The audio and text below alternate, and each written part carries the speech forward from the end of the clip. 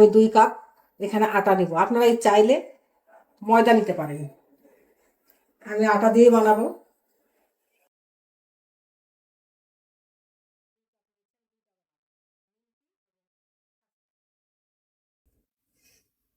পরিমাণ মতো লবণ দিলাম, 1 চামচ কালো জিরা, তেল দিব 2 চামচ। খাস্তা না হইলে আরো তেল দিতে হবে পরে, যদি খাস্তা হয়ে যায় তাহলে দিবেন না, দিতে হবে। এটা আমি এখন মিশিয়ে নিব।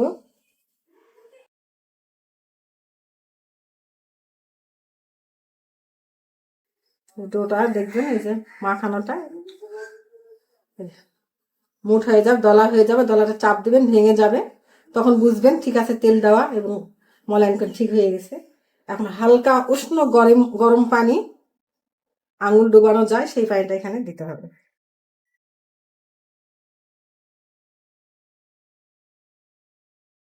নিমকির আটাটা যে মেখে রেখেছিলাম, এটা আমি এখন তৈরি করব নিমকি। আমি ওখান থেকে লেচি কেটে নিয়েছি, এটা আমি এখন বানাবো।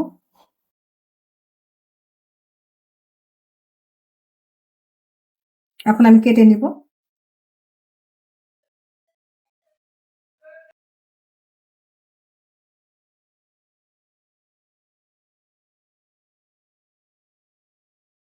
আস্তে আস্তে নাড়তে হবে একটু, একটার সঙ্গে যেন আর একটা না লেগে যায়, লেগে গেলে ফুলবে না।